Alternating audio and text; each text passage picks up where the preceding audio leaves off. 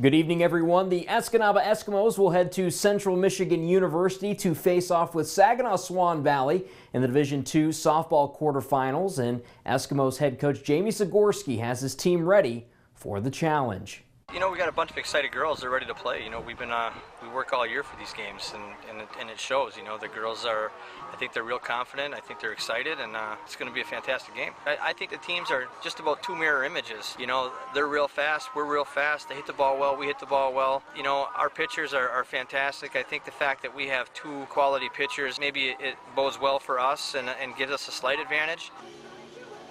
The Eskimos and the Vikings will square off tomorrow at 4 p.m.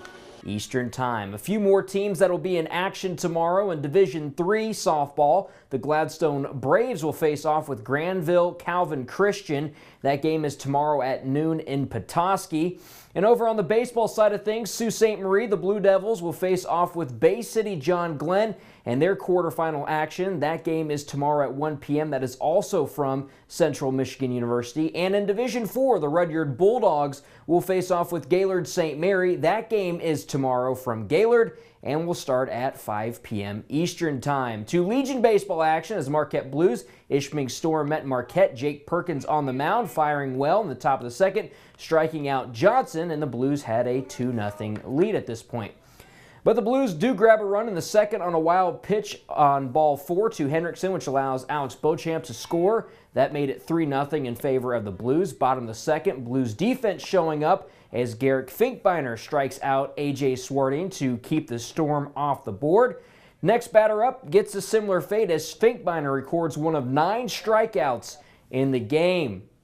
We move on to the top of the third now, and it's Peterson at the bat, and he gets this one to short. The throw is a little off the mark, causing the first baseman to come just a bit off the bag there.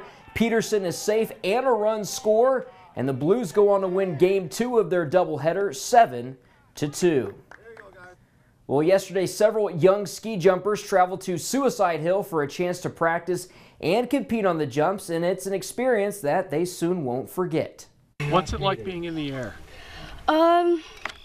I don't know, it's hard to explain it because it's just like you have full focus on landing and stuff. So, I mean, it feels amazing to be in the air and to fly and stuff. When we first moved here in around 2010 or 11, I can't really remember, it was just a sport that was offered and widely known by the locals.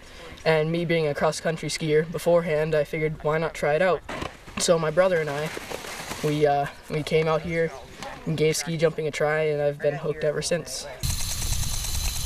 Dick Ziegler, Tom Peterson, Tom Sodergren did all the footwork as far as getting the hills prepared and getting the water set, so we always had water for the in-runs as well as the landings. So the invitations went out online and we got a great turnout. My dad started ski jumping in 1982 in the city of Lviv, Ukraine.